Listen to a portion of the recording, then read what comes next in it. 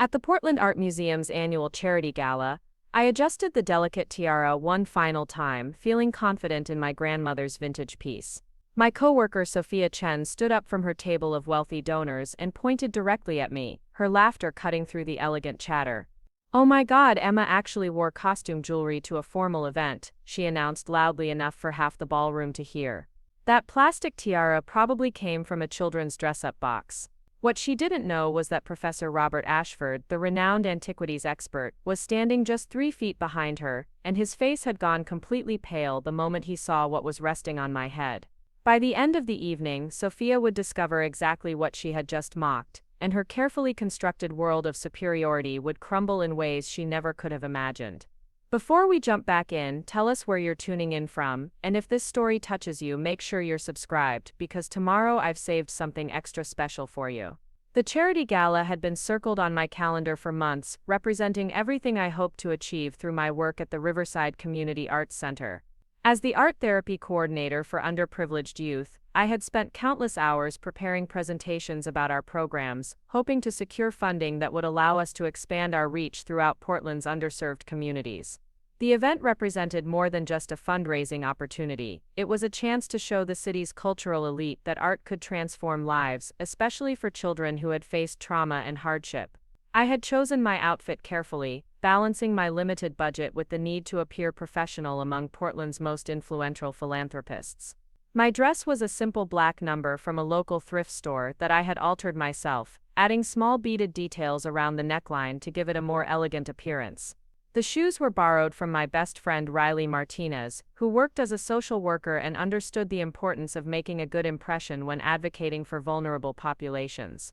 But the centerpiece of my ensemble was the tiara that had belonged to my grandmother, Eleanor Sullivan, a woman whose mysterious past had always fascinated me during my childhood visits to her cluttered apartment in Southeast Portland. Grandmother Eleanor had passed away 3 years earlier, leaving behind boxes of what appeared to be vintage costume jewelry, old photographs, and documents written in languages I couldn't identify. The tiara had caught my attention immediately, not because it looked particularly valuable, but because wearing it made me feel connected to a woman who had always seemed to harbor secrets about her life before immigrating to America. The piece was surprisingly lightweight, with intricate metalwork that formed delicate floral patterns, and what appeared to be crystals that caught the light in interesting ways. To my untrained eye, it looked like the kind of elaborate costume jewelry that might have been popular in European theater productions during the mid-20th century. The decision to wear the tiara to the gala had been spontaneous, inspired by the event's theme of celebrating heritage through art. It seemed appropriate to honor my grandmother's memory, while representing the cultural diversity that our arts programs served. I had spent the afternoon practicing my presentation in the mirror, adjusting the tiara until it sat comfortably, feeling confident that it added an interesting vintage touch to my otherwise simple outfit. The piece made me feel like I was carrying a piece of my family history into this important professional moment. Marcus Thompson had offered to drive me to the Governor Hotel, where the gala was being held, though I had initially protested that taking the bus would be perfectly fine. Marcus worked as a freelance photographer specializing in documenting social justice initiatives, and we had met 6 months earlier when he was hired to photograph our Arts Center's summer program. Our relationship had developed slowly, built on shared values about community service and a mutual appreciation for Portland's vibrant art scene. He drove a modest used Honda and lived in a small studio apartment in the Alberta district, embracing the same kind of financially conscious lifestyle that characterized most people working in nonprofit organizations. What I appreciated most about Marcus was his genuine interest in the stories behind his photographs. He would spend hours talking with the children in our programs, learning about their backgrounds and their dreams, treating each young person with the kind of respect and attention that many adults overlooked. His photographs captured not just images but the emotional journey of healing through creative expression. Our conversations often lasted well into the evening, discussing everything from the role of art in social change to our shared frustration with Portland's increasing gentrification and its impact on the communities we served. The relationship felt natural and comfortable, free from the kind of pretension that seemed to characterize many of the romantic connections I had observed among my peers. Marcus never tried to impress me with expensive dinners or lavish gifts. Instead, he would bring me coffee from local roasters, share interesting articles about community organizing, or invite me to gallery openings featuring emerging artists from marginalized communities. We had attended several cultural events together, always gravitating toward spaces that supported independent artists and community-based initiatives, rather than the more exclusive venues that catered to Portland's wealthy elite. The Governor Hotel's ballroom was transformed into an elegant showcase of Portland's cultural sophistication, with carefully arranged displays highlighting the work of local artists and organizations. Round tables covered in white linens were positioned throughout the space, each one. Preparing and narrating this story took us a lot of time, so if you are enjoying it, subscribe to our channel. It means a lot to us. Now back to the story. Representing different levels of financial commitment to the evening's charitable cause. The lighting was soft and warm, creating an atmosphere that encouraged both intimate conversation and the kind of networking that would hopefully result in significant donations to arts education programs throughout the city. I felt a familiar mixture of excitement and nervousness as we entered the ballroom, knowing that this evening represented a crucial opportunity to advocate for the children and families who depended on our program.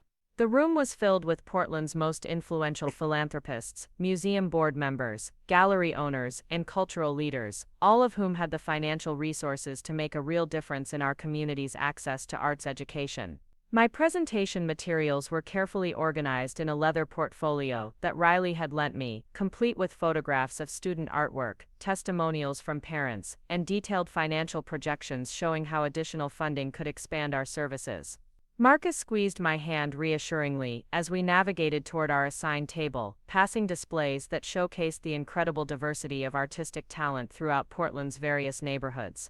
The event organizers had done an impressive job of creating an atmosphere that felt both elegant and welcoming, with live music provided by students from local high school jazz programs and appetizers prepared by culinary arts students from community colleges. It was exactly the kind of collaborative approach that made Portland's arts community so special, bringing together established institutions with emerging talent in ways that benefited everyone involved. The early part of the evening proceeded smoothly, with introductory remarks from Museum Director James Morrison and presentations from several organizations that had received grants in previous years.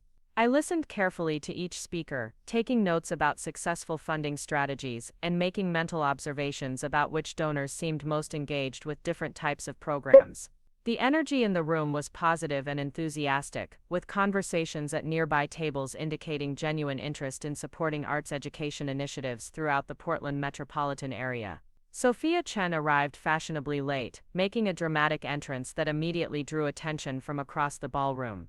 She worked as the marketing director for the Portland Art Museum and had cultivated a reputation as one of the city's most successful fundraising professionals, consistently securing major donations from wealthy patrons who were drawn to her sophisticated charm and extensive knowledge of contemporary art trends.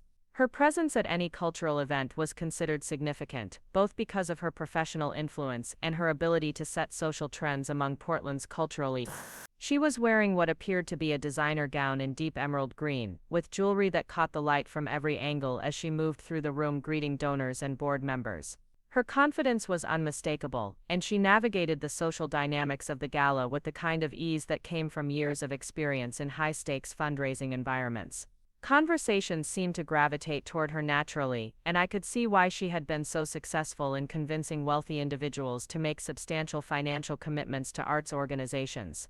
Accompanying Sophia was Derek Williams, her boyfriend of several months who worked in commercial real estate development and had gained local notoriety for his involvement in several controversial luxury condominium projects that had displaced longtime Portland residents. Their relationship represented the kind of power coupling that was increasingly common among Portland's emerging professional class, combining cultural influence with significant financial resources in ways that often shaped the direction of the city's development patterns. The dynamic between Sophia and Derek was immediately apparent to anyone observing their interactions. She clearly enjoyed being seen with someone whose financial success complemented her cultural sophistication, while he seemed to appreciate having access to Portland's arts community through her professional connections. Their conversations with other gala attendees often centered around recent art acquisitions, upcoming travel plans to international cultural destinations, and their involvement in exclusive social events that were inaccessible to most Portland residents. As the evening progressed, I began to notice Sophia's attention focusing on my table with increasing frequency. Her glances seemed to linger on my outfit, particularly the tiara, with an expression that suggested amusement rather than admiration. During the cocktail hour, I overheard her making comments to Derek about the interesting fashion choices of some attendees, delivered in the kind of tone that managed to sound superficially diplomatic while clearly communicating judgment and superiority. The tension became more apparent when we were seated for dinner, as Sophia's table was positioned directly adjacent to ours, creating multiple opportunities for uncomfortable interactions throughout the meal. Her conversation seemed deliberately designed to emphasize her sophisticated taste and extensive knowledge of valuable art and jewelry, with frequent references to recent purchases, exclusive gallery openings, and her relationships with prominent collectors and museum curators. Marcus had been quietly observing these dynamics throughout the evening, his photographer's eye naturally attuned to social undercurrents and power relationships. He mentioned quietly that he had noticed several other people in the room paying attention to my tiara with expressions of curiosity rather than mockery, including an elderly gentleman who appeared to be studying it with particular intensity. At the time I assumed this was simply polite interest in a vintage accessory, not recognizing the significance of the attention I was receiving from certain quarters of the ballroom. The moment that would change everything began during the dessert course, when Sophia apparently decided that subtle commentary was insufficient for her purposes. She stood up from her table with the kind of deliberate movement that indicated a planned performance rather than a spontaneous reaction, her voice carrying clearly across the surrounding tables as she prepared to deliver what she obviously intended as a devastating social blow. The conversations around us gradually quieted as people sensed that something significant was about to happen, creating exactly the kind of audience that someone like Sophia would want for maximum impact. Her laughter was perfectly calibrated to sound sophisticated rather than cruel, the kind of social weapon that could destroy someone's credibility while allowing the attacker to maintain plausible deniability about their intentions. The words that followed would reveal not only her capacity for public humiliation, but also her complete ignorance about what she was actually looking at when she focused her attention on my grandmother's mysterious tiara. Part 2: Character and World Setup. The relationship between Marcus and me had been built on something much deeper than the superficial attractions that seemed to characterize many of the connections I observed among Portland's cultural scene. We had first met during a particularly challenging period at the Riverside Community Arts Center, when budget cuts were threatening several of our most successful programs for at-risk youth. Marcus had been commissioned by a local nonprofit publication to document the impact of arts therapy on children who had experienced trauma, and his approach to the assignment had immediately set him apart from other journalists who had covered our work. Rather than simply photographing smiling children with paintbrushes, Marcus had spent weeks understanding the complex emotional journey that our participants experienced through creative expression. He attended family meetings, observed therapy sessions with appropriate permissions, and took time to learn about the specific challenges facing each young person in our programs. His photographs captured moments of breakthrough and healing that most adults never witnessed, showing the transformation that occurred when children found safe spaces to process their experiences through art. The depth of his commitment to authentic storytelling had impressed not only me, but also Dr. Helen Carter, the museum curator, who served on our advisory board and had become something of a mentor figure in my professional development. Carter had decades of experience in both fine arts and community programming, and her endorsement of Marcus's work carried significant weight within Portland's cultural community. She had specifically requested that he document our annual showcase event, where program participants displayed their artwork for family members and community supporters. My own journey to the Arts Center had been somewhat unconventional, shaped by personal experiences with loss and healing that made me particularly suited for working with traumatized children. After completing my master's degree in art therapy at Portland State University, I had initially planned to work in private practice, focusing on individual clients who could afford therapeutic services. However, a volunteer experience at a homeless shelter had opened my eyes to the profound need for accessible mental health support among Portland's most vulnerable populations.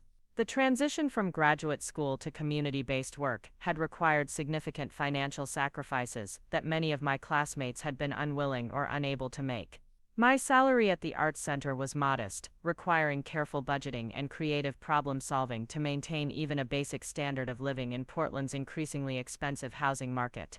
The small apartment I rented in the Hawthorne district was in a converted house that had been subdivided into multiple units, with thin walls and aging plumbing that required patience and flexibility from its residents. Despite the financial challenges, the work itself provided a sense of purpose that made the sacrifices worthwhile. Every week I witnessed children discovering their own capacity for resilience and self-expression through various artistic mediums. Some found their voice through painting, others through sculpture or collage, and a few through more experimental approaches, like installation art or digital media. The diversity of creative responses to trauma never ceased to amaze me, and each breakthrough moment reminded me why I had chosen this career path. The Arts Center itself was housed in a renovated warehouse in southeast Portland, with large windows that provided natural light for the studio spaces and common areas that encouraged both structured programming and informal community gathering. The building had been donated by a local family foundation several years earlier, providing our organization with stable housing that allowed us to focus resources on programming rather than rent payments. The space reflected our values of accessibility and community ownership, with artwork created by participants displayed throughout the building and decision-making processes that included input from families and community members. My relationship with the neighborhood had deepened over the 3 years I had been working at the center, as I learned about the complex history of gentrification and displacement that had shaped Southeast Portland's demographic changes. Many of the families we served had been longtime residents who were struggling to maintain their connections to a community that was rapidly becoming unaffordable for working-class households.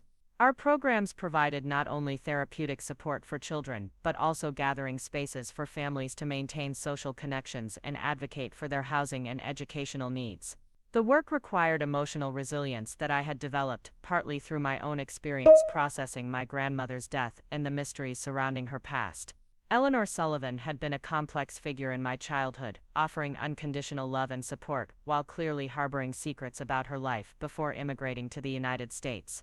Her apartment had been filled with photographs, documents, and personal items that suggested a much more sophisticated background than her modest lifestyle would indicate. After her death, I had spent months sorting through her belongings, discovering correspondence in multiple languages, vintage clothing that appeared to be of exceptional quality, and jewelry that seemed too elaborate for someone living on a fixed income. The tiara had been among the most intriguing items, wrapped carefully in tissue paper and stored in a small wooden box that also contained several rings and a necklace that appeared to match the same distinctive style. At the time, I had assumed these were theatrical pieces or high-quality costume jewelry that she had collected over the years. The decision to wear the tiara to the charity gala had been motivated partly by a desire to honor my grandmother's memory, and partly by the practical reality that I couldn't afford to purchase expensive accessories for such events. The piece had seemed appropriate for an evening celebrating cultural heritage, and wearing it made me feel connected to the woman who had raised me to value education, creativity, and service to others above material possessions or social status.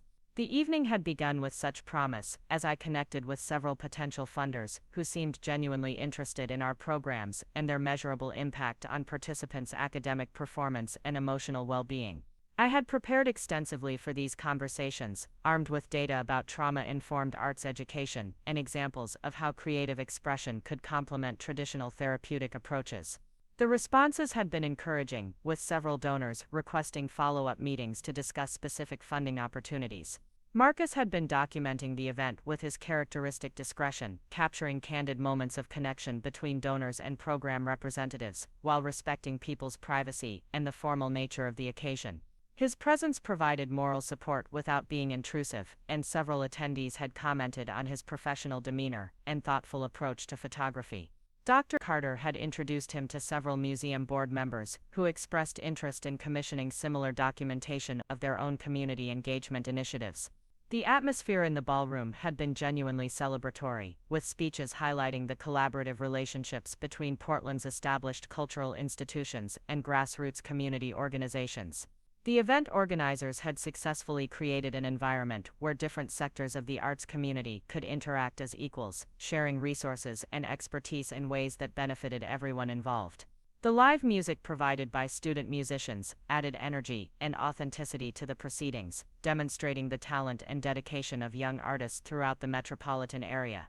As dinner service commenced, conversations at my table had focused on strategies for expanding arts education programming and the potential for developing partnerships between community organizations and larger institutions. The other attendees included representatives from several nonprofit organizations, a retired teacher who had become a passionate advocate for creative education, and a local business owner who supported arts programming as part of his company's community investment strategy. The discussion was both substantive and optimistic, reflecting the kind of collaborative spirit that made Portland's arts community particularly effective at achieving shared goals.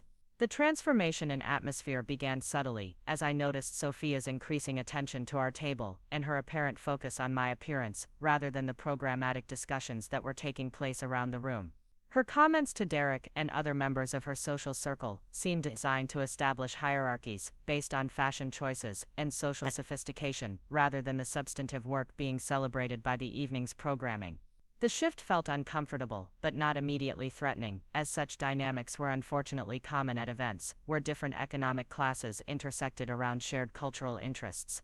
Part 3: Family Dynamics and Antagonist Introduction. Sophia Chen's presence at Portland's cultural events had become something of a phenomenon over the past several years, as she had systematically built a reputation as one of the city's most influential tastemakers and fundraising professionals. Her success at the Portland Art Museum was undeniable, with her marketing campaigns consistently drawing larger crowds, and her donor cultivation strategies resulting in record-breaking financial commitments from wealthy patrons. The combination of her sophisticated aesthetic sensibilities and her strategic understanding of high-net-worth psychology had made her indispensable to the museum's leadership and envied by her peers throughout the nonprofit sector. Her background represented the kind of professional trajectory that many young people in Portland's cultural sector aspired to achieve.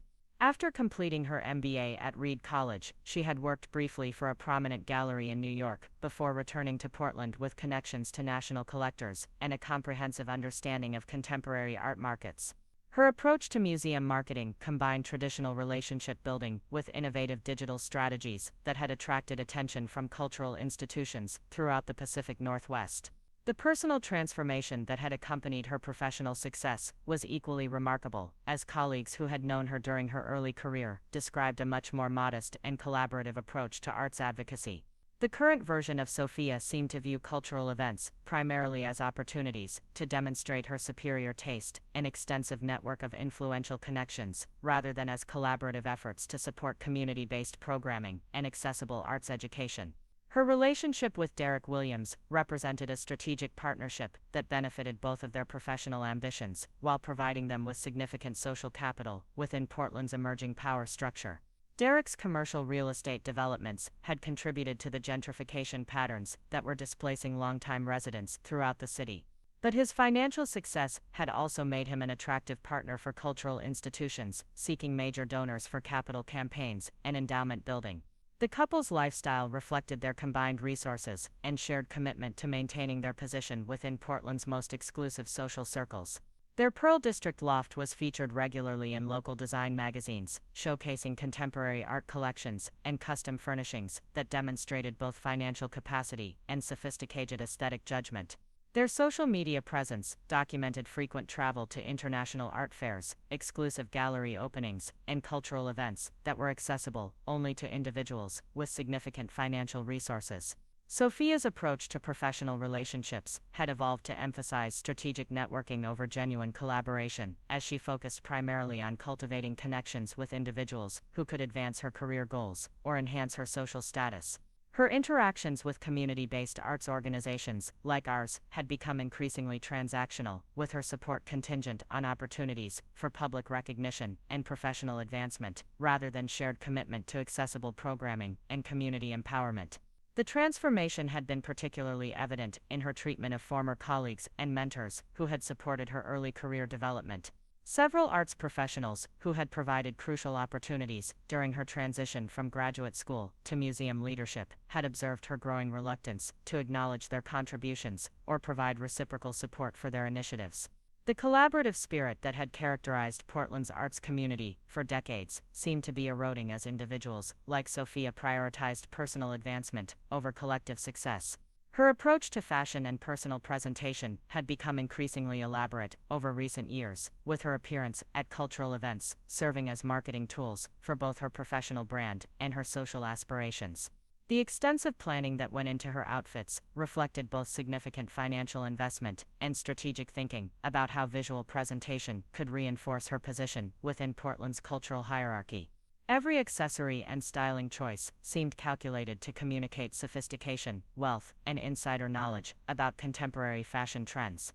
The evening's guest list had provided Sophia with an ideal audience for demonstrating her social dominance and cultural authority, as the event brought together potential donors who might be influenced by her opinions about art, fashion, and social dynamics. Her table placement near the front of the ballroom reflected her status within the museum's donor cultivation strategy, while also positioning her to observe and comment on other attendees throughout the evening's programming. Derek's presence provided additional validation for her social performance, as his obvious wealth and professional success served as visible proof of her ability to attract high-status partners. Their public interactions followed carefully choreographed patterns that emphasized their shared sophistication and mutual support for each other's professional ambitions. The relationship seemed designed primarily to enhance both of their positions within Portland's power structure, rather than to provide emotional intimacy or personal fulfillment. The couple's approach to charitable giving reflected their strategic thinking about social positioning, with their support directed primarily toward high-profile initiatives that provided opportunities for public recognition and networking with other wealthy donors. Their involvement in community-based programming was minimal, focusing instead on capital campaigns and gala events that offered opportunities to socialize with Portland's most influential residents while receiving credit for their philanthropic contributions. Sophia's professional expertise in donor psychology made her particularly skilled at identifying and exploiting social vulnerabilities among potential rivals or threats to her position within Portland's cultural establishment. Her ability to deliver cutting criticism while maintaining plausible deniability about her intentions had been observed at numerous events, where her comments about other attendees' fashion choices or professional credentials served to reinforce hierarchies and discourage challenges to her authority. The evening had provided her with multiple opportunities to observe my interactions with other attendees and to assess whether my presence at the gala represented any potential threat to her social position or professional influence. My obvious enthusiasm for community-based programming and my connections with several respected figures in Portland's arts establishment may have triggered competitive instincts that she typically reserved for individuals who posed direct challenges to her career advancement. The growing attention that my tiara was receiving from certain quarters of the ballroom had apparently intensified her focus on my appearance and social presentation, as she seemed to interpret the positive responses as potential threats to her status as the evening's most sophisticated and fashion-forward attendee. The piece's distinctive style and obvious vintage quality had drawn comments from several attendees who appeared to have expertise in historical jewelry or decorative arts, creating exactly the kind of positive attention that someone like Sophia would typically expect to receive exclusively. Her increasing agitation throughout the dinner service suggested that she was preparing for some kind of intervention that would reassert her social dominance while undermining my credibility among the influential donors and cultural leaders who were present. The strategic timing of her eventual public commentary would demonstrate both her skill at social manipulation and her complete misunderstanding of what she was actually observing when she focused her attention on my grandmother's mysterious inheritance. Part 4. Building tension. The dinner conversation at my table had been flowing naturally among representatives from various Portland arts organizations, creating the kind of collaborative atmosphere that made these fundraising events genuinely productive rather than merely social obligations. Dr. Helen Carter had joined our table during the appetizer course, bringing with her the kind of institutional credibility that immediately elevated the seriousness of our programmatic discussions and attracted additional attention from potential funders circulating throughout the ballroom. Dr. Carter's presence served multiple purposes beyond her official role as a museum curator and advisory board member for our arts center. Her decades of experience in both academic and community-based cultural programming had given her unique insights into the challenges facing arts education in an era of increasing economic inequality and cultural gentrification. Her support for our trauma-informed approach to creative expression carried significant weight among Portland's philanthropic community, as her recommendations had influenced numerous funding decisions over the years. The conversation had naturally evolved toward discussing innovative partnerships between established cultural institutions and grassroots community organizations, with several attendees sharing examples of successful collaborations that had expanded programming capacity while maintaining community ownership and cultural authenticity. The discussion reflected the kind of strategic thinking that was necessary for sustaining arts education in an environment where public funding was increasingly limited and private donors were being courted by multiple competing organizations. Marcus had been documenting these interactions with his characteristic discretion, capturing moments of genuine engagement and collaborative problem-solving that demonstrated the substantive work taking place beyond the evening's formal presentations and entertainment.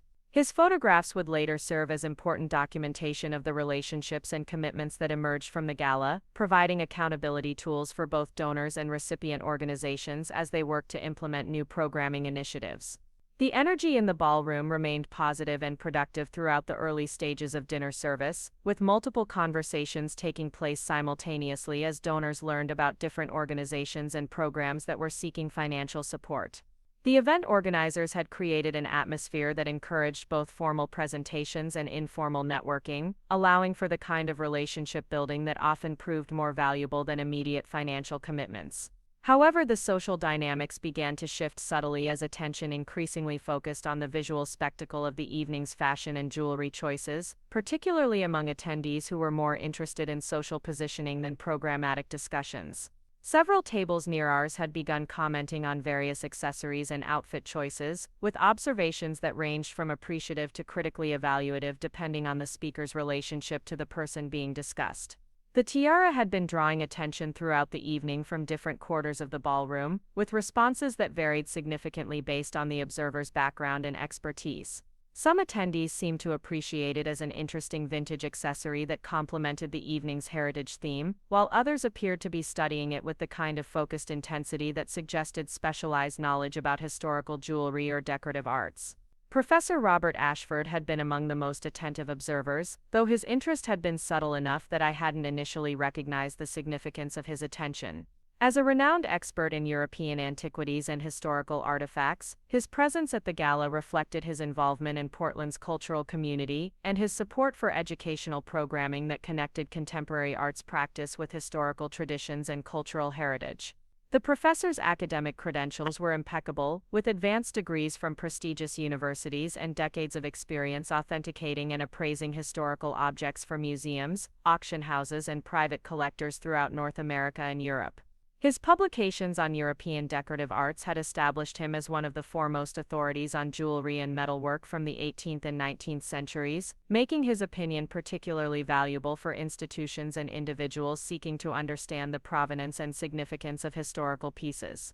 Throughout the dinner service, I had noticed him engaging in quiet conversations with other attendees while occasionally glancing in my direction with an expression that seemed to combine professional curiosity with growing excitement. His demeanor suggested that he was observing something that had captured his expert attention, though at the time I attributed his interest to polite appreciation for a vintage accessory rather than recognition of something historically significant. The shift in atmosphere became more pronounced as Sophia's table began focusing their attention more directly on my appearance and the conversations taking place at surrounding tables. Her comments to Derek and other members of her social circle had grown increasingly pointed, with observations about various attendees' fashion choices that seemed designed to establish hierarchies based on economic status and cultural sophistication rather than the substantive work being celebrated by the evening's programming. Derek's responses to her commentary revealed his own priorities and values, as he seemed more interested in identifying potential business connections and investment opportunities than in engaging with the arts programming that was the evening's ostensible focus. His comments about other attendees reflected a transactional approach to social relationships that prioritized financial capacity and professional advancement over shared commitment to community empowerment and accessible cultural programming. The couple's increasing focus on social evaluation and status demonstration created a noticeable contrast with the collaborative discussions taking place at tables where community-based organizations and their supporters were sharing information about programs and partnerships. The difference in priorities and values was becoming apparent not only to me, but also to other attendees who were observing the various social dynamics playing out throughout the ballroom. Riley Martinez had been circulating among different tables in her capacity as a social worker and community advocate, building relationships with potential collaborators and sharing information about the intersections between arts programming and social services. Her observations about the evening's social dynamics provided important context for understanding how different constituencies were experiencing the event and what outcomes were likely to emerge from the various conversations taking place. The presence of several prominent community leaders and activists at the gala had created opportunities for substantive discussions about systemic issues affecting arts access and cultural equity, but it had also highlighted the tensions between different approaches to cultural philanthropy and community development. Some attendees were primarily interested in supporting established institutions and high-profile programming, while others prioritized grassroots organizations and community-controlled initiatives that addressed structural barriers to cultural participation. These philosophical differences were becoming more apparent as the evening progressed, with certain tables focusing on strategic questions about program effectiveness and community impact, while others seemed more concerned with social networking and recognition opportunities. The contrast in priorities was not necessarily problematic, as successful fundraising often required diverse approaches to donor engagement, but it did create potential for misunderstanding and conflict between different constituencies. The increasing attention being directed toward my table and my appearance had begun to feel uncomfortable, particularly as I noticed Sophia's growing agitation and her apparent focus on my tiara as a source of particular interest. Her body language suggested that she was preparing for some kind of intervention or public comment, though the specific nature of her intentions remained unclear until she finally decided to act on whatever strategy she had been developing throughout the dinner service.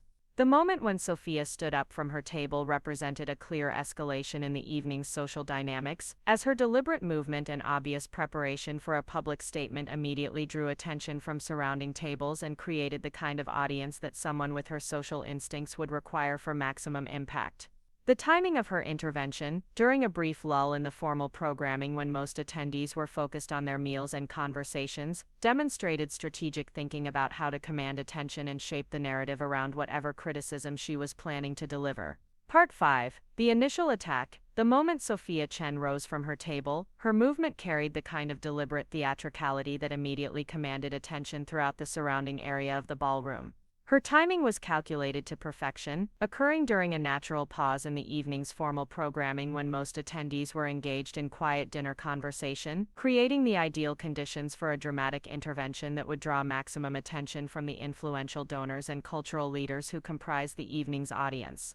Her laughter emerged first, carefully modulated to sound sophisticated and knowing rather than crude or obviously malicious, demonstrating the kind of social sophistication that allowed her to deliver devastating criticism while maintaining plausible deniability about her intentions. The sound carried clearly across the surrounding tables, causing conversations to pause as people instinctively turned their attention toward the source of what appeared to be an amusing observation or entertaining social commentary. "Oh my goodness, Emma," she began, her voice pitched at exactly the right volume to be heard by nearby tables without appearing to deliberately create a public spectacle. "I have to say you've certainly made some interesting fashion choices for tonight's event." The words were delivered with a smile that managed to appear friendly while clearly communicating condescension and judgment to anyone with experience reading social dynamics at cultural gatherings. The initial comment was carefully constructed to seem like casual conversation while actually serving as the opening move in a calculated campaign of public humiliation designed to undermine my credibility among the influential attendees who were present. Sophia's expertise in social manipulation was immediately apparent in her approach, as she began with seemingly innocuous observations that would gradually escalate into more direct and damaging criticism. Derek Williams immediately reinforced her performance with appreciative laughter and encouraging comments that served to validate her behavior while providing social support for whatever additional commentary she was planning to deliver.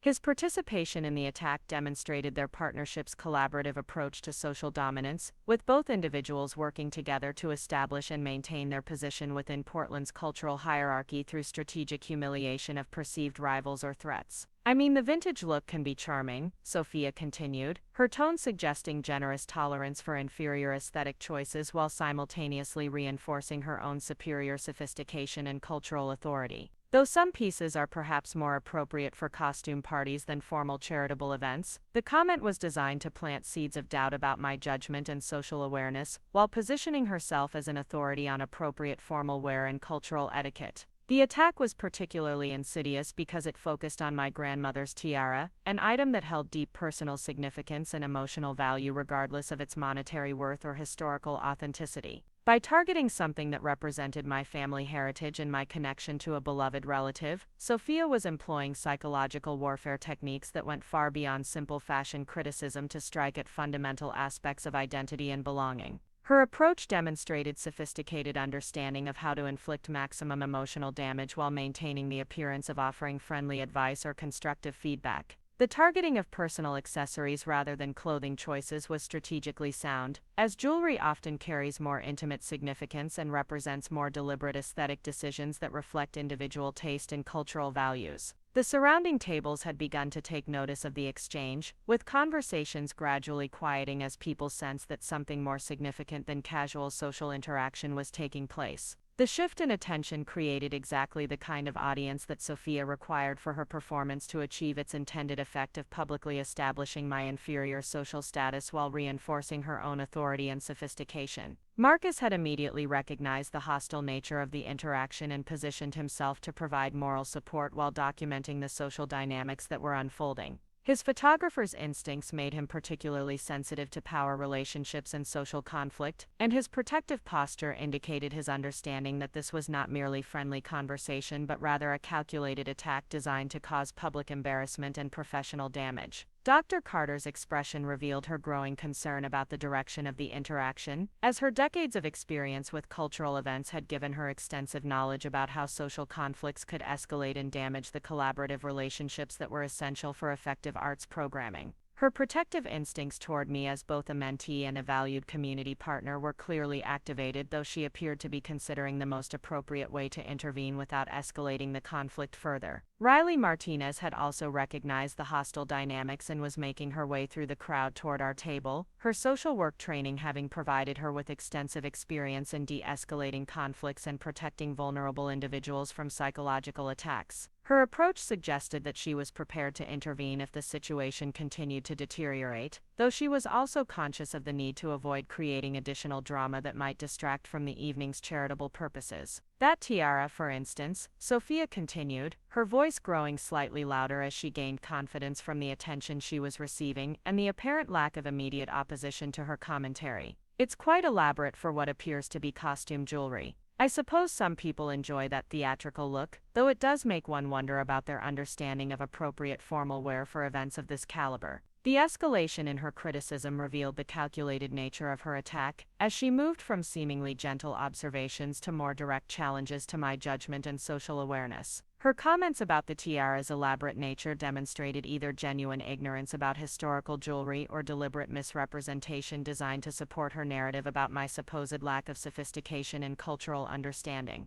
The irony of her criticism was lost on Sophia and her supporters, as her focus on the piece's elaborate design actually highlighted its distinctive quality and craftsmanship rather than supporting her argument about its supposed inferior status. The intricate metalwork and careful attention to detail that had caught my attention when I first discovered the tiara in my grandmother's belongings were exactly the characteristics that distinguished high-quality historical jewelry from mass-produced contemporary costume pieces. Professor Ashford's reaction to Sophia's commentary was particularly telling, as his face had begun to show signs of genuine distress at hearing such an extraordinary piece being dismissed as costume jewelry. His expertise in European decorative arts made him immediately aware of the significance of what he was observing, though his academic background had not prepared him for the social complexities of intervening in what appeared to be a personal conflict between acquaintances. The professor's growing agitation suggested that he was witnessing something that challenged his professional obligations as an expert in historical artifacts, as authentic pieces of significant historical value required appropriate recognition and protection rather than casual dismissal based on uninformed aesthetic judgments. His academic integrity was clearly in conflict with his social discretion, creating internal tension about whether and how to intervene in the escalating situation. Other attendees throughout the surrounding area had begun to focus their attention on the exchange, with reactions that varied significantly based on their background knowledge and social relationships with the individuals involved. Some appeared to be enjoying the entertainment value of watching social conflict unfold, while others seemed uncomfortable with the public nature of the criticism and its potential impact on the evening's collaborative atmosphere. The attack had achieved its intended effect of creating social pressure and public embarrassment, as the attention from multiple tables had transformed what should have been a private personal interaction into a public performance that would be observed and remembered by many of Portland's most influential cultural leaders.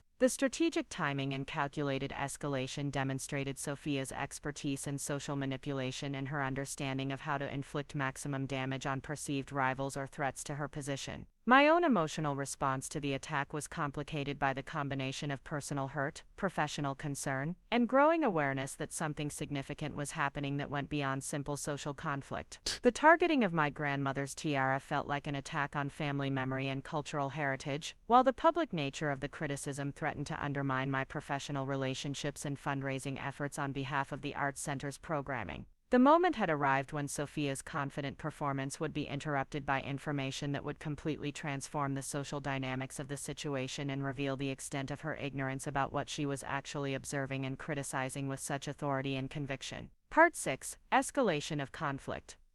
The transformation in Sophia's demeanor was unmistakable as she gained momentum from the attention her initial comments had generated, her confidence growing with each moment that passed without effective opposition to her public commentary. The surrounding tables had become increasingly focused on the unfolding drama, creating exactly the kind of captive audience that someone with her social instincts would exploit to maximum advantage. Her voice carried with practiced ease across the elegant ballroom, each word carefully chosen to inflict maximum damage while maintaining the superficial appearance of offering helpful fashion advice. "I really must commend your creativity, Emma," she continued, her tone dripping with the kind of condescending sweetness that made her criticism even more devastating than direct insults would have been. "It takes real confidence to wear something so obviously theatrical to an event where authenticity and sophisticated taste are typically valued above dramatic effect." The comment was designed to question not only my aesthetic judgment but also my understanding of social appropriateness and cultural expectations. Derek's enthusiastic support for her performance had grown more vocal and obvious, with his laughter and encouraging comments serving to validate her behavior while signaling to other attendees that her criticism had the backing of someone with significant financial resources and social influence. His participation transformed what might have been perceived as catty female rivalry into something that appeared to have broader social legitimacy and masculine approval. "Honestly," Derek added, his voice carrying the kind of authoritative tone that he typically used in business negotiations and real estate transactions, "it's refreshing to see someone who isn't afraid to express their individual style, even when it might not align with conventional expectations for formal events." His comment was masterfully crafted to sound supportive while actually reinforcing every criticism that Sophia had delivered about my supposed lack of social awareness and appropriate fashion sense. The couple's coordinated attack demonstrated the kind of strategic partnership that had made them formidable figures within Portland's emerging power structure, as they combined her cultural sophistication with his financial authority to create social pressure that few individuals could effectively resist. Their approach to public humiliation reflected extensive experience in using social dynamics to maintain their position within competitive professional and social environments. "The craftsmanship is quite intricate," Sophia observed, her voice taking on the tone of an art expert evaluating a piece of questionable authenticity. "Whoever created this certainly invested considerable effort in making it appear genuine.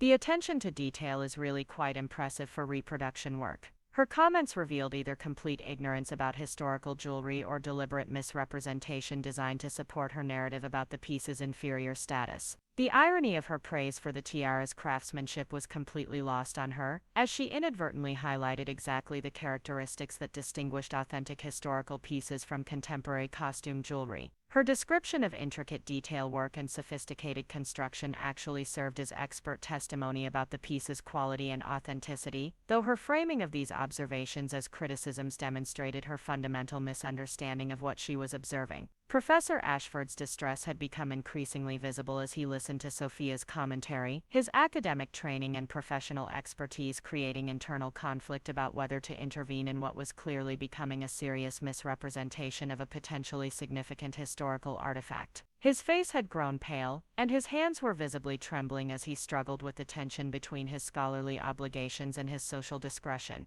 The professor's background in European decorative arts had given him immediate recognition of several distinctive features that indicated the tiara's likely authenticity and historical significance, but his academic position had not prepared him for the social complexities of challenging someone's public statements at a charitable fundraising event. His growing agitation suggested that he was witnessing something that violated his professional ethics while simultaneously threatening his social relationships within Portland's cultural community. Dr. Carter had also recognized the escalating nature of the conflict and was clearly considering various intervention strategies that might protect me from further public humiliation while avoiding the kind of dramatic confrontation that could damage the evening's fundraising objectives.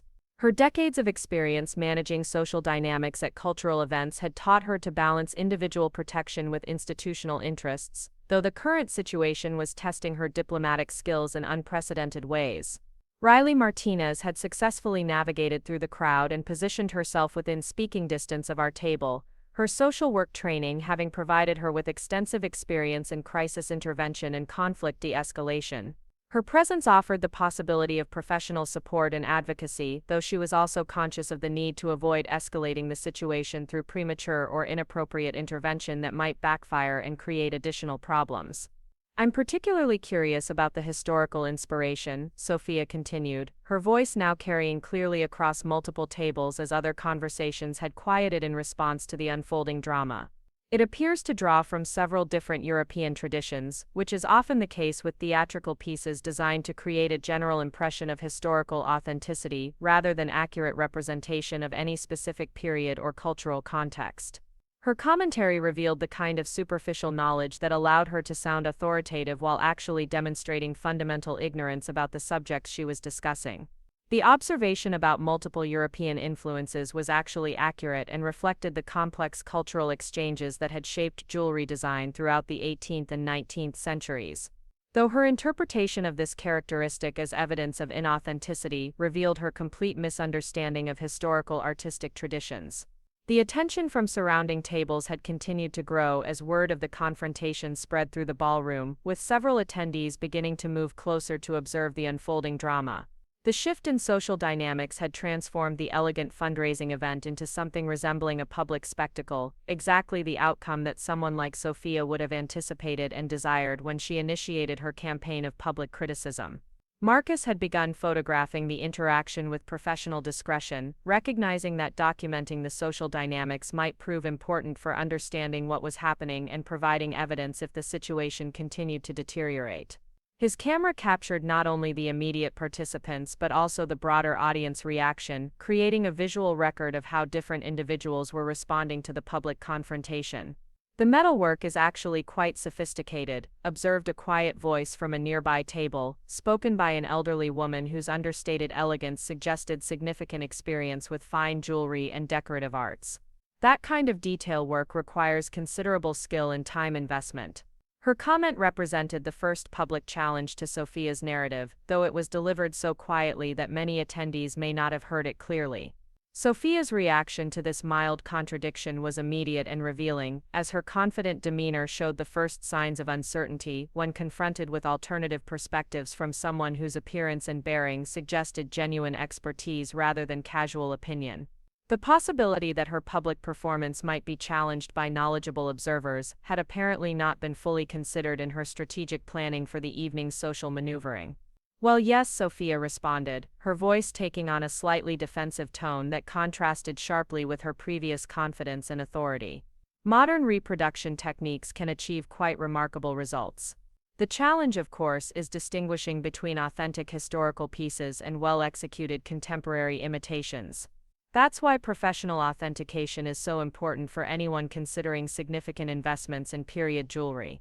Her attempt to reframe the conversation around professional authentication revealed growing awareness that her initial assessments might be challenged by individuals with genuine expertise.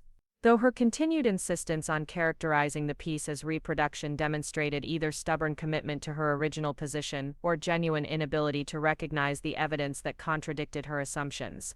Derek's support for her position had become more vocal and insistent as he sensed the potential threat to their coordinated social performance, with his comments becoming increasingly dismissive of alternative perspectives and protective of Sophia's reputation as a cultural authority. His behavior revealed the kind of defensive partnership dynamics that emerged when their shared social strategy faced unexpected challenges or opposition. "I think Sophia's point about professional evaluation is well taken," Derek declared, his voice carrying the kind of authoritative finality that he typically used to end business negotiations on terms favorable to his interests. "Without proper documentation and expert authentication, it's impossible to make definitive statements about historical pieces. The safest assumption is usually that elaborate pieces without clear provenance are contemporary reproductions created for decorative or theatrical purposes."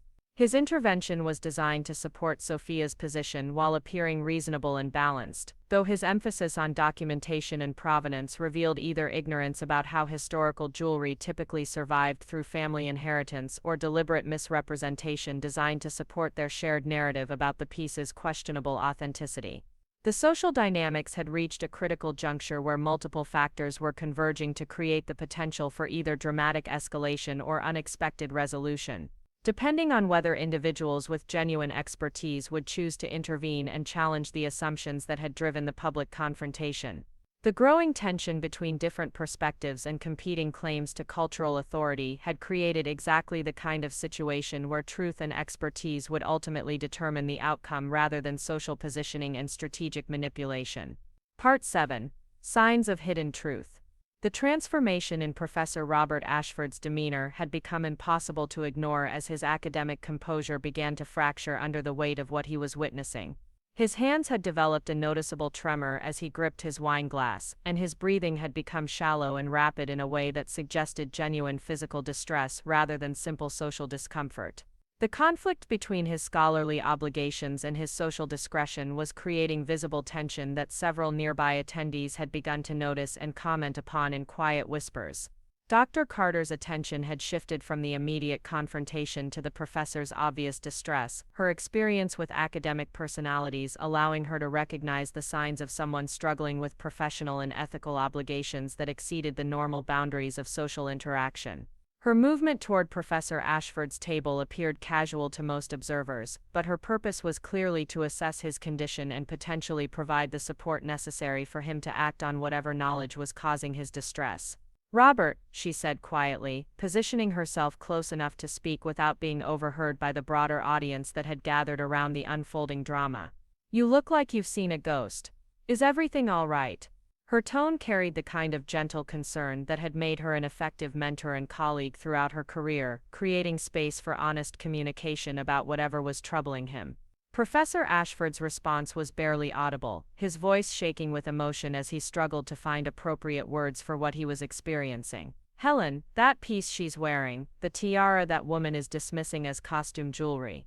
I need to examine it more closely, but from this distance it appears to display characteristics that are consistent with documented pieces from the Imperial Russian collection that disappeared during the Revolutionary period."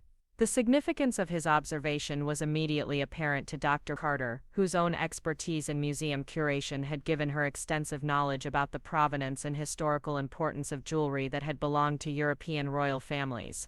The possibility that an authentic piece from the Romanov Imperial collection might be present at a Portland charity gala represented the kind of discovery that could transform understanding of how imperial artifacts had survived and circulated, following the collapse of the Russian monarchy. "Are you certain about what you're seeing?" she asked, her voice reflecting both excitement and caution about the implications of such a discovery. The authentication of imperial pieces requires extensive documentation and scientific analysis. Even expert visual assessment can be challenging without proper examination conditions and comparative materials.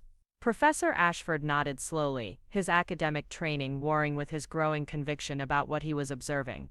The metalwork techniques, the specific design elements, the way the stones are set and finished. These are not characteristics that appear in reproduction pieces, no matter how sophisticated the contemporary craftsmanship might be. The oxidation patterns alone suggest significant age, and the style elements are consistent with documented pieces from the 1890s Imperial Workshop records. Their quiet conversation had been taking place simultaneously with Sophia's continued public commentary, creating parallel narratives that were moving toward inevitable collision as academic expertise began to challenge social assumption. The professor's growing certainty about the tiara's potential significance was developing at exactly the moment when Sophia's public performance was reaching its crescendo of confident dismissal and cultural authority. Marcus had begun to notice the secondary conversation taking place between Dr. Carter and Professor Ashford, his photographer's instincts alerting him to the possibility that something significant was developing beyond the immediate social conflict. His movement toward their location was subtle but deliberate, as he recognized that documenting whatever revelation might emerge could prove crucial for understanding the full scope of what was unfolding throughout the ballroom. The elderly woman who had earlier commented on the tiara's sophisticated metalwork had also become more attentive to the developing situation, her own background apparently providing sufficient knowledge to recognize that the piece deserved more serious consideration than Sophia's dismissive evaluation had provided. Her movement closer to the central action suggested growing confidence about challenging the assumptions that had driven the public confrontation. "Excuse me," she said, her voice carrying the kind of quiet authority that came from decades of experience with fine jewelry and decorative arts. "I couldn't help but overhear the discussion about authentication and historical significance. I'm Margaret Blackwood, and I've spent considerable time studying European royal jewelry for various auction houses and private collectors. That piece displays several characteristics that warrant professional examination rather than casual dismissal." Her intervention represented the first direct challenge to Sophia's narrative from someone whose credentials and expertise were immediately apparent to anyone familiar with Portland's cultural community. Margaret Blackwood's reputation as a jewelry consultant and historical researcher had been established through decades of work with major auction houses and private collectors, making her opinion significantly more credible than casual social commentary. Sophia's reaction to this unexpected challenge revealed the limitations of her knowledge and the weakness of her position when confronted by genuine expertise rather than social positioning. Her confident demeanor faltered noticeably as she struggled to maintain her authority while addressing someone whose qualifications clearly exceeded her own in the specific area under discussion. "Well, certainly professional examination is always advisable," Sophia replied, her voice lacking the conviction and authority that had characterized her earlier commentary. "Though without proper documentation of provenance, even expert analysis can reach questionable conclusions about pieces that may have been created specifically to mimic historical styles and techniques." Her response revealed growing awareness that her initial assumptions might be challenged successfully. Though her continued insistence on questioning the piece's authenticity demonstrated either stubborn commitment to her original position or genuine inability to recognize the mounting evidence that contradicted her assessment. Derek's support for Sophia's position had become more defensive and less convincing as the quality of opposition improved and the limitations of their knowledge became more apparent. His comments had shifted from confident reinforcement of her expertise to more general observations about the difficulties of authentication and the prevalence of sophisticated reproductions in contemporary markets. Riley Martinez had positioned herself strategically within the growing circle of interested observers, her social work training allowing her to monitor the emotional dynamics while preparing to provide support if the situation continued to escalate in ways that might cause additional distress or conflict. Her presence offered stability and advocacy resources that could prove crucial if intervention became necessary to protect any of the individuals involved. The social dynamics had shifted significantly as genuine expertise began to challenge uninformed assumption, creating the potential for dramatic reversal of the power relationships that had initially driven the confrontation. The growing involvement of individuals with authentic knowledge and professional credentials was transforming what had begun as social manipulation into an academic and professional discussion about historical artifacts and authentication processes. Professor Ashford's internal struggle had reached a critical point where his scholarly obligations were beginning to override his social discretion, as the potential significance of what he was observing created ethical imperatives that exceeded normal considerations about appropriate behavior at charitable fundraising events. His movement toward the central area of conflict appeared tentative but determined, suggesting that his academic integrity was finally compelling him to act on his professional knowledge. "Ladies and gentlemen," he said, his voice still shaking but growing stronger with each word as his scholarly identity reasserted itself over his social anxiety. "I believe there may be some significant misunderstanding about the piece under discussion. As someone who has spent considerable time studying European imperial jewelry, I feel compelled to suggest that what we're observing may warrant more serious consideration than casual evaluation might provide." His intervention represented the moment when academic expertise began to challenge social assumption, creating the conditions for revelation that would transform everyone's understanding of what they had been witnessing throughout the evening's dramatic confrontation. The professor's professional reputation and scholarly credentials provided the authority necessary to command serious attention from the assembled audience. While his obvious emotional investment in the situation suggested that his observations were based on genuine recognition rather than casual speculation. Part 8. The major revelation. Professor Ashford's approach toward our table carried the weight of decades of scholarly authority. His initial nervousness gradually giving way to the confident professionalism that had made him one of the most respected experts in European decorative arts throughout the Pacific Northwest. His movement through the crowd created a ripple of anticipation among attendees who recognized his reputation and understood that his intervention likely signaled something far more significant than routine social commentary about fashion choices or personal accessories. "Miss Sullivan," he said, his voice now steady and carrying clearly across the suddenly quiet ballroom, "would you permit me to examine your tiara more closely? I have reason to believe that what you're wearing may be of considerable historical significance, and the current discussion seems to be based on some fundamental misunderstandings about its nature and provenance." The formality of his request and the obvious seriousness of his demeanor immediately transformed the social dynamic surrounding the confrontation, as attendees began to recognize that they might be witnessing something extraordinary, rather than merely observing routine conflict between individuals with different aesthetic preferences or social positions. The professor's professional reputation provided credibility that commanded attention and respect from everyone present regardless of their personal loyalties or social alliances. Sophia's face had begun to show signs of genuine concern, as she realized that her confident performance was being challenged by someone whose expertise far exceeded her own. Though her competitive instincts seemed to be preventing her from gracefully acknowledging the possibility that her initial assessment might have been incorrect. Her response revealed the kind of defensive rigidity that often characterized individuals who had built their reputations on projecting authority rather than demonstrating genuine knowledge. "Professor, surely visual examination alone cannot provide definitive authentication of historical pieces," she said, her voice carrying a note of desperation that contrasted sharply with her earlier confidence and authority. "Even experts require extensive documentation and scientific analysis to make reliable determinations about provenance and authenticity." Her attempt to maintain her position by questioning the professor's methodology revealed both her growing awareness of the threat to her credibility and her continued inability to recognize the evidence that was becoming apparent to everyone with genuine expertise. The irony of her sudden emphasis on rigorous authentication standards was lost on her, as her own initial dismissal of the piece had been based on casual visual assessment rather than any form of systematic evaluation. Professor Ashford's response demonstrated the kind of patient professionalism that had made him an effective educator and researcher throughout his career. As he acknowledged the validity of her general point while gently correcting her misunderstanding of how expert evaluation actually functioned in practice, his approach revealed both scholarly humility and confident expertise, creating credibility that enhanced rather than diminished his authority.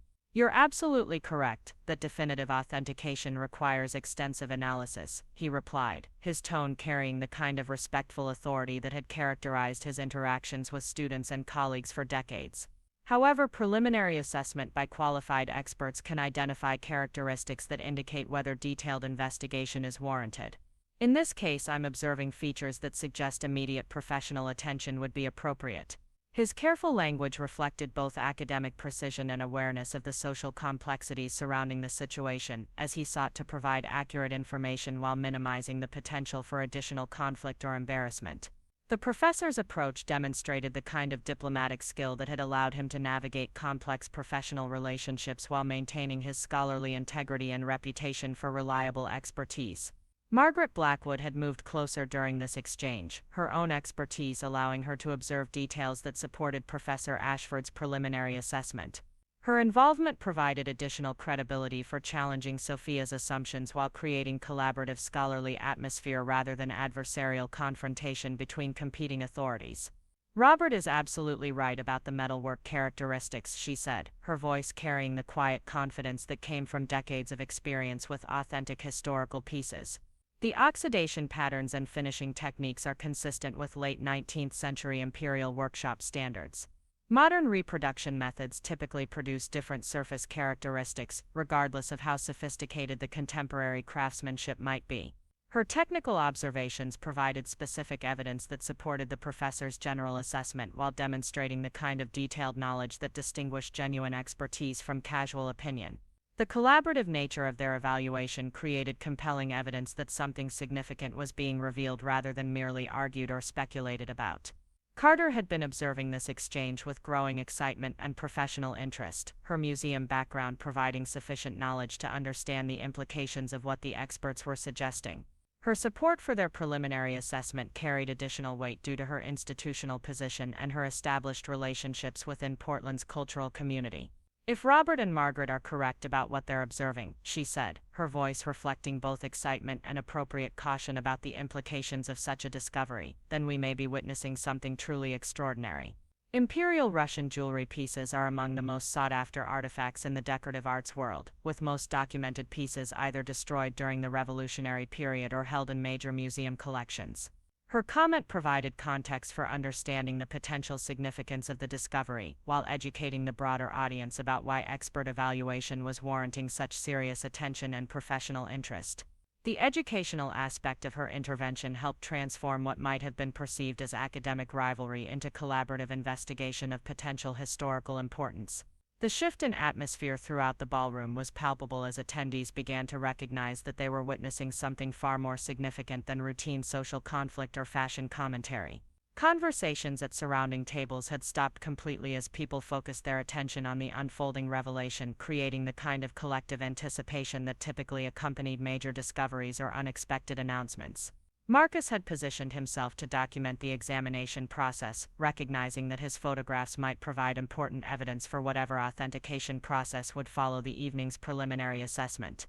His professional instincts had alerted him to the historical significance of what was taking place, creating opportunities to capture images that could prove valuable for scholarly research and public education about the discovery. Professor Ashford's examination of the tiara was conducted with the kind of systematic thoroughness that characterized his approach to all scholarly investigation. As he observed specific details that provided evidence for his growing conviction about the piece's authenticity and historical significance. His commentary throughout the process served to educate the assembled audience while building the case for his preliminary conclusions. The crown structure follows imperial workshop specifications that were documented in court records from the 1890s, he observed, his voice carrying the excitement of someone making a significant discovery while maintaining the professional objectivity that characterized his scholarly work. The specific combination of design elements and construction techniques represents a style that was unique to the Romanov imperial collection during the final decades of the monarchy. His detailed technical observations provided compelling evidence for the tiara's authenticity while demonstrating the kind of specialized knowledge that distinguished expert evaluation from casual assessment. The specificity of his references to historical documentation created credibility that was difficult to challenge or dismiss, particularly given his established reputation for scholarly accuracy and professional integrity. The revelation that my grandmother's tiara might be an authentic piece from the Imperial Russian collection created profound implications that extended far beyond the immediate social conflict that had initiated the evening's drama.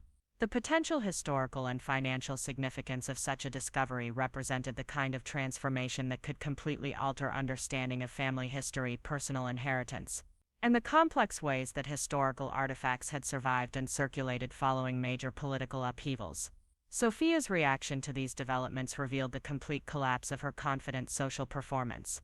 As she struggled to maintain her composure while processing the implications of having publicly dismissed as costume jewelry what appeared to be an authentic imperial artifact of extraordinary significance. Her embarrassment was compounded by the public nature of her mistake and the presence of influential donors and cultural leaders who had witnessed her confident assertions about the piece's inferior status and questionable authenticity. Part 9. Uncovering Deeper Motives. The immediate aftermath of Professor Ashford's preliminary authentication created a moment of stunned silence throughout the ballroom, as attendees struggled to process the implications of what they had just witnessed. The transformation from social conflict to potential historical discovery had occurred so rapidly that many observers were still adjusting their understanding of what they were experiencing, while others began to recognize the broader significance of the revelation for everyone involved in the evening's dramatic events. Sophia's emotional response to the professor's assessment revealed layers of complexity that extended far beyond simple embarrassment about making an incorrect fashion judgment. Her face had cycled through multiple expressions, from initial disbelief to growing horror, as she began to understand the magnitude of her public mistake and its potential consequences for her professional reputation and social standing within Portland's cultural community. The calculated nature of her original attack had become even more apparent in retrospect as witnesses began to recognize that her targeting of my appearance and accessories had been strategically planned rather than spontaneous social commentary. The contrast between her confident authority during the initial confrontation and her current distress revealed the gap between her projected expertise and her actual knowledge about the subjects she had chosen to criticize with such public conviction. Derek Williams' reaction provided additional insight into the dynamics that had driven the evening's conflict, as his support for Sophia's performance began to waver when confronted with evidence that their shared social strategy had resulted in a spectacular public failure. His relationship with her had been built partly on mutual reinforcement of their cultural authority and social sophistication, creating vulnerability when their combined expertise proved inadequate for the situation they had created. "This is absolutely impossible," Derek declared, his voice carrying the kind of defensive anger that typically emerged when his business instincts proved inadequate for social situations that required different skills and knowledge. "There's no way that someone could unknowingly possess an authentic imperial artifact without proper documentation and professional authentication. The insurance implications alone would make such a situation completely unrealistic." His response revealed the limitations of his transactional approach to cultural objects and historical artifacts as he struggled to understand how authentic pieces might survive and circulate through family inheritance rather than formal institutional channels. His emphasis on documentation and insurance reflected his commercial real estate background rather than genuine knowledge about how historical jewelry had actually been preserved and transmitted across generations. Riley Martinez had been observing these developments with the analytical skills that her social work training had provided for understanding complex family dynamics and hidden motivations behind surface behaviors. Her professional experience with individuals who used public performance to mask personal insecurities and competitive anxiety had given her insights into the psychological factors that might have driven Sophia's attack beyond simple aesthetic disagreement or casual social rivalry. "You know," Riley said quietly to Marcus as they observed the unfolding drama, "this kind of calculated public humiliation usually indicates deeper issues than just fashion criticism. Something about Emma or her situation must have triggered competitive anxiety or threatened Sophia's position in ways that we haven't fully understood yet." Her observation reflected the kind of systematic thinking that characterized her approach to understanding human behavior and conflict dynamics, as she recognized that the intensity and strategic nature of Sophia's attack suggested underlying motivations that exceeded normal social competition or aesthetic disagreement. The targeting of personal accessories with family significance indicated psychological warfare techniques that were designed to inflict maximum emotional damage rather than simply assert social superiority. Marcus's documentation of the evening's events had captured not only the immediate confrontation and subsequent revelation but also the broader social dynamics that had created the conditions for such dramatic conflict to emerge.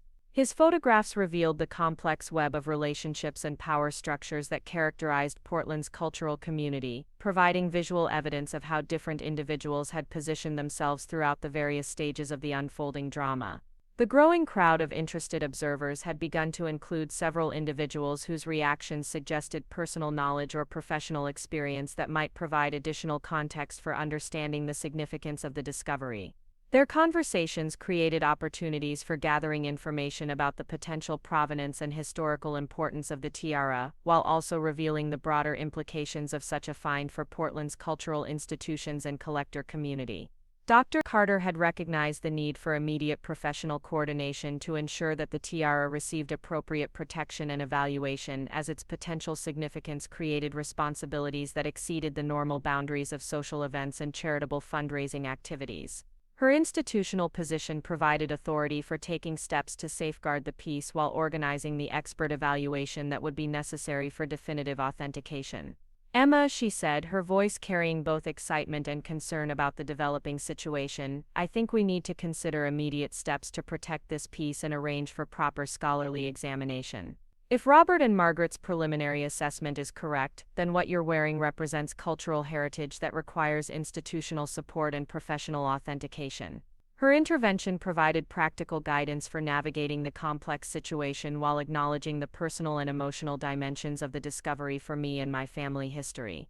The balance between institutional responsibility and individual ownership created challenges that would require careful coordination between different interests and expertise areas.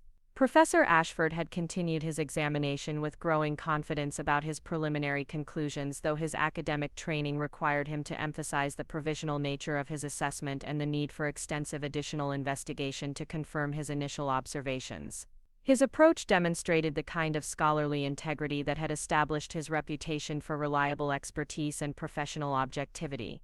Based on my examination this evening, he said, his voice carrying both excitement and appropriate academic caution, I believe we have compelling evidence that this piece warrants immediate professional attention from specialists in Russian imperial artifacts.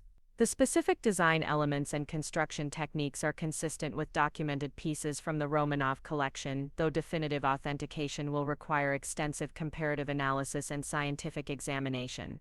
His careful language reflected both his growing conviction about the piece's significance and his awareness of the professional responsibilities that accompanied such assessments. The potential implications of his preliminary conclusions created obligations for ensuring that appropriate expertise and institutional resources were mobilized to complete the authentication process according to scholarly standards. The revelation about the tiara's potential authenticity had begun to generate broader questions about my family history and my grandmother's background. As attendees recognized that possession of such a piece implied connections to historical events and social networks that had not been previously understood or documented. The mystery surrounding Eleanor Sullivan's past had suddenly acquired new significance as people began to speculate about how an imperial artifact might have come into her possession. Margaret Blackwood's expertise in jewelry history had provided her with knowledge about the complex ways that imperial pieces had survived the Russian Revolution and circulated through various channels during the 20th century, creating context for understanding how authentic artifacts might have ended up in unexpected locations and family collections. Her insights offered possibilities for researching the tiara's provenance while respecting the legitimate ownership interests that had developed through family inheritance. Imperial pieces disappeared through many different channels during the revolutionary period, she explained to the growing circle of interested observers. Some were smuggled out by fleeing aristocrats, others were sold by Soviet authorities to raise foreign currency, and still others were taken by individuals who had access to imperial properties during the chaos. Each piece has its own story about how it survived and where it ended up. Her educational commentary provided context for understanding how my grandmother might have acquired an authentic imperial piece without necessarily having direct connections to Russian aristocracy or imperial court society. The complex history of artifact circulation during political upheaval created multiple plausible explanations for how valuable pieces had ended up in unexpected hands and locations. The evening's revelations had transformed everyone's understanding of what they were witnessing, as the focus shifted from social conflict to historical discovery and from personal embarrassment to scholarly investigation. The implications for Sophia's reputation and social standing had become secondary to the broader questions about authentication, provenance, and cultural heritage that the discovery had generated. Part 10, expanding the scope. The transformation of the charity gala from a routine fundraising event into an impromptu historical investigation had created ripple effects throughout Portland's cultural community that extended far beyond the immediate participants in the evening's drama. Word of the potential discovery had begun to spread through social media and personal networks, attracting attention from collectors, historians, and cultural institutions throughout the Pacific Northwest who recognized the significance of finding an authentic Imperial Russian artifact in such an unexpected context. Dr. Carter's institutional responsibilities as a museum curator had been immediately activated by the potential discovery, as her professional obligations required her to ensure that significant cultural artifacts received appropriate protection and scholarly attention. Her decades of experience with authentication processes and provenance research had given her understanding of the complex procedures that would be necessary to confirm the tiara's identity while respecting the legitimate ownership interests that had developed through family inheritance. Emma, we need to discuss immediate practical steps for protecting this piece, she said, her voice carrying both urgency and sensitivity to the personal implications of the situation. If the preliminary assessment is correct, then what you're wearing represents cultural heritage that requires specialized conservation and security measures. We also need to begin documenting everything we know about your grandmother's background and how she might have acquired the piece. Her practical guidance reflected understanding of the complex challenges that accompanied major archaeological or historical discoveries, as the excitement of potential significance had to be balanced against the need for systematic investigation and appropriate institutional coordination. The personal and emotional dimensions of the discovery created additional complexity that required sensitivity and respect for family relationships and individual ownership rights. The growing crowd of interested observers had begun to include several individuals whose professional backgrounds provided additional expertise for understanding different aspects of the discovery's significance. Their involvement created opportunities for collaborative investigation while also demonstrating the broad impact that such finds could have across multiple areas of scholarly and cultural interest. Professor Elena Komarova from Portland State University's History Department had arrived after receiving urgent messages from colleagues about the developing situation. Her specialization in Russian revolutionary history providing crucial context for understanding how imperial artifacts had been dispersed and preserved during the political upheaval of the early 20th century. Her knowledge of emigration patterns and survival strategies offered insights into possible explanations for how the tiara might have reached American hands. The jewelry of the Imperial Russian court represents one of the greatest losses of cultural heritage from the revolutionary period, she explained to the assembled group of experts and interested observers. Most pieces were either destroyed, confiscated by Soviet authorities, or smuggled out through various networks that helped aristocratic families escape the country. Each surviving piece provides valuable information about both artistic achievement and historical experience. Her scholarly perspective provided context for understanding the broader significance of the discovery while acknowledging the personal importance of the piece for my family history and identity.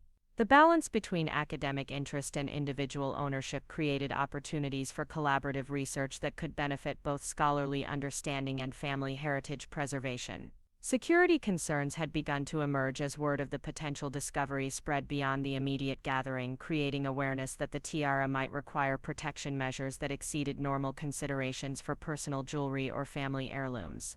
The potential value and historical significance of an authentic imperial piece created responsibilities for ensuring appropriate safeguarding while allowing continued investigation and authentication. Commander Patricia Hayes from the Portland Police Department's Art Crimes Unit had been contacted by museum security personnel who recognized that the situation might require specialized law enforcement expertise for protecting cultural artifacts and managing the investigation of their provenance. Her arrival at the gala represented the escalation of institutional involvement that accompanied discoveries of potentially major significance. Miss Sullivan, she said, her professional demeanor balancing authority with sensitivity to the personal nature of the situation, we need to discuss security arrangements for protecting this piece while the authentication process proceeds. The preliminary assessment suggests that you may be in possession of an artifact worth several $1 million, which creates immediate safety concerns for you and your family. Her practical observations highlighted the complex implications of the discovery that extended beyond academic interest or cultural significance to include personal security and legal considerations. The transformation of a family heirloom into a potential museum piece created responsibilities and vulnerabilities that required professional guidance and institutional support. The financial implications of the potential discovery had begun to generate discussions about insurance, valuation, and ownership documentation that reflected the commercial realities of dealing with valuable cultural artifacts. The gap between the piece's sentimental value as a family inheritance and its potential market value as an imperial artifact created complex decision-making challenges that would require careful consideration and professional guidance. Marcus's documentation of the evening's events had captured not only the immediate discovery but also the broader social and institutional response that emerged as the significance of the find became apparent. His photographs provided visual evidence of how different individuals and organizations mobilized their expertise and resources to address the complex challenges created by unexpected historical discoveries. The media attention that was beginning to develop around the story reflected the public fascination with discoveries that connected contemporary individuals to major historical events and cultural heritage. The human interest aspects of finding imperial artifacts in unexpected circumstances created compelling narratives that attracted attention from both local and national news organizations. Riley Martinez had been observing these developments with particular attention to their impact on my emotional well-being and family relationships. As her social work training had given her awareness of how sudden changes in circumstances could create stress and conflict even when the changes appeared to be positive. Her advocacy skills provided support for navigating the complex personal implications of the discovery while protecting my interests and autonomy. "This is happening very fast," she observed quietly, positioning herself to provide ongoing support and guidance as the situation continued to develop. "Emma needs time to process what this means for her family history and her own identity before making decisions about authentication, valuation, or institutional involvement. The piece belongs to her, and she should control how this investigation proceeds." Part 11, Mobilizing for Justice. The emergence of authentic expertise and institutional support had fundamentally altered the power dynamics surrounding the evening's events, transforming what had begun as public humiliation into a collaborative investigation that drew upon Portland's most respected cultural and academic resources. The contrast between Sophia's calculated attack and the scholarly community's generous response highlighted the difference between destructive social competition and constructive intellectual collaboration. Commander Hayes had worked closely with Dr. Carter to establish secure protocols for protecting the tiara while allowing continued scholarly examination, recognizing that the piece's potential significance required both immediate safety measures and careful documentation of all research activities. Her experience with art crimes had taught her to balance security concerns with the legitimate interests of researchers and cultural institutions who needed access for authentication purposes. "We're establishing a secure examination facility at the Portland Art Museum," she announced to the assembled group of experts and interested observers. "This will allow Professor Ashford, Margaret Blackwood, and other qualified specialists to conduct detailed analysis while ensuring appropriate protection for what may be an irreplaceable cultural artifact." The institutional coordination that emerged around the discovery demonstrated the kind of collaborative response that characterized Portland's cultural community at its best. As different organizations and individuals contributed their expertise and resources to support comprehensive investigation while respecting my family's ownership rights and emotional investment in the piece. Professor Ashford had begun developing a systematic research plan that would address all aspects of authentication and provenance investigation, drawing upon his extensive network of international colleagues who specialized in Russian imperial artifacts and jewelry history. His approach reflected both scholarly thoroughness and awareness of the personal significance of the discovery for understanding my family's heritage and my grandmother's mysterious past. "The authentication process will involve multiple types of analysis," he explained, his voice carrying the excitement of someone embarking on potentially groundbreaking research. "We'll need gemological examination, metallurgical testing, comparative analysis with documented imperial pieces, and extensive archival research into how such artifacts might have been preserved and transmitted through family inheritance." His comprehensive approach provided reassurance that the investigation would meet the highest scholarly standards while generating knowledge that could benefit both academic understanding and family history research. The collaboration between different types of expertise created opportunities for discoveries that might not emerge from single-discipline approaches to authentication and provenance research. Margaret Blackwood had contacted colleagues at major auction houses and private collections to begin gathering comparative materials that could support the authentication process, her established relationships throughout the international jewelry community providing access to resources that would be crucial for definitive analysis. Her involvement ensured that commercial expertise would complement academic research in ways that enhanced the reliability of conclusions. "I've already spoken with specialists at Christie's and Sotheby's who have handled Imperial Russian pieces," she reported, her professional network demonstrating the kind of collaborative approach that distinguished genuine experts from individuals who claimed authority without corresponding expertise. "They're eager to contribute comparative data and analysis that could help confirm the piece's identity and historical significance." The international scope of the developing investigation reflected the global importance of discoveries related to Imperial Russian cultural heritage, as institutions and collectors throughout the world recognized their shared interest in understanding how imperial artifacts had survived and circulated following the revolutionary period.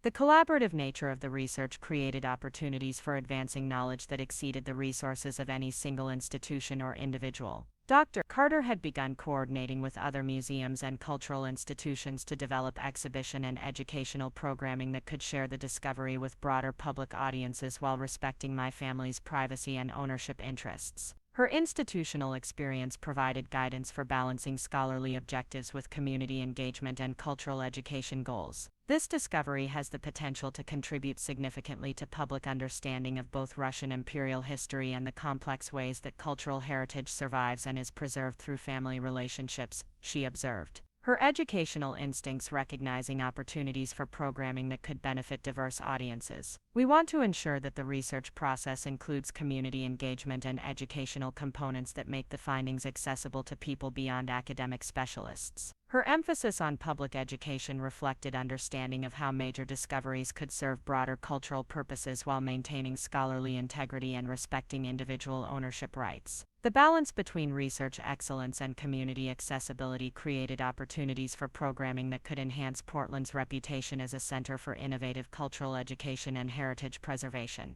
The financial implications of the discovery had attracted attention from insurance specialists and cultural property lawyers who recognized the complex legal and practical challenges that accompanied unexpected finds of potentially major significance. Their involvement provided guidance for protecting my interests while ensuring that all research activities proceeded according to appropriate legal and ethical standards. Attorney Sophia Chen from the Cultural Property Law Clinic at Lewis and Clark Law School had volunteered her services to help navigate the complex legal landscape surrounding cultural heritage discoveries, her specialization in ownership rights and restitution issues providing expertise that could prove crucial for protecting my family's interests while supporting legitimate research activities. Discoveries of this magnitude often involve complex questions about ownership, cultural heritage rights, and institutional responsibilities, she explained. Her legal expertise providing practical guidance for addressing challenges that could emerge as the investigation proceeded. We want to ensure that Emma's rights are protected while supporting scholarly research and cultural education that could benefit broad public interests. Her involvement demonstrated the kind of professional support that Portland's legal community could provide for addressing cultural heritage issues, reflecting the city's commitment to protecting individual rights while supporting scholarly research and public education. The collaborative approach to legal guidance ensured that all parties could pursue their legitimate interests without creating unnecessary conflict or confusion. Riley Martinez had continued to provide emotional support and advocacy as the situation developed, her social work training alerting her to the potential stress and disruption that could accompany sudden changes in circumstances even when those changes appeared to be entirely positive. Her focus on my emotional well-being and family relationships provided balance to the institutional and scholarly excitement that surrounded the discovery. This is incredible and overwhelming at the same time, she observed, her sensitivity to psychological dynamics helping to maintain perspective on the personal implications of the developing situation. Emma needs support for processing what this means for her understanding of her family history and her own identity, not just excitement about the potential historical significance of the piece. Her advocacy role ensured that my individual needs and preferences remained central to decision-making about how the investigation proceeded, preventing institutional interests from overwhelming personal autonomy and family considerations. The balance between scholarly enthusiasm and individual support reflected the kind of collaborative approach that characterized Portland's cultural community at its most effective. Marcus's documentation of the investigation process had begun to attract attention from media organizations and cultural publications that recognized the significance of the discovery for both scholarly understanding and public education about cultural heritage preservation. His photographs provided visual evidence of how different types of expertise could collaborate effectively while respecting individual rights and institutional responsibilities. The social media response to early reports about the discovery had generated international interest from Russian cultural organizations, immigrant communities, and historical societies that recognized the potential significance of finding authentic imperial artifacts in unexpected circumstances. The global attention created opportunities for collaborative research while also highlighting the broader cultural importance of the investigation. Sophia's response to these developments had evolved from initial embarrassment to growing recognition of the professional and social consequences of her public mistake as her confident dismissal of an authentic imperial artifact became widely known throughout Portland's cultural community.